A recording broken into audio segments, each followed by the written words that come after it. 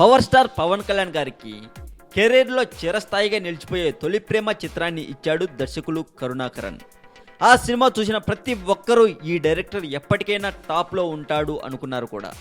అయితే ఆ సినిమా తర్వాత కరుణాకరన్కు చెప్పుకోదగ్గ సినిమాలేమీ చేయకపోయినా తొలి ప్రేమ పేరుతో ఇన్నాళ్ళు లాగించేశాడు అని చెప్పొచ్చు. పవన్ వీరాభిమాని అయినటువంటి నితిన్ గారు కూడా కరుణాకరన్కు ఛాన్స్ ఇచ్చాడు, కానీ ఆ సినిమా కూడా వర్కౌట్ కాలేదు. ఇక అప్పటి నుండి చాలామంది హీరోల దగ్గరకు వెళ్ళారట కరుణాకర్ గారు. అదిగో ఇదిగో అంటున్నారు కానీ ఛాన్స్ మాత్రం ఇవ్వట్లేదట.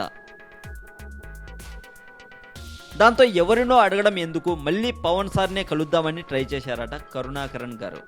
పవన్ కూడా తనకు తొలి ప్రేమ లాంటి బ్లాక్ బస్టర్ ఇచ్చాడు కదా అని ముచ్చటగా మూడో ఛాన్స్ కూడా ఇద్దామని అనుకున్నారట. కానీ కరుణాకరన్ చెప్పిన లైన్ నచ్చకపోవడంతో పవన్ కళ్యాణ్ గారు కూడా హ్యాండ్ ఇచ్చారట అంటూ పలు ప్రైవేట్ వెబ్సైట్ వాళ్ళు రాస్తున్నారండి. తొలి ప్రేమ లాంటి బ్లాక్ బస్టర్ సినిమాని ఇచ్చినటువంటి కరుణాకరన్ గారి పరిస్థితి ఇలా అవుతుందని ఎవరు ఊహించి ఉండం కూడా.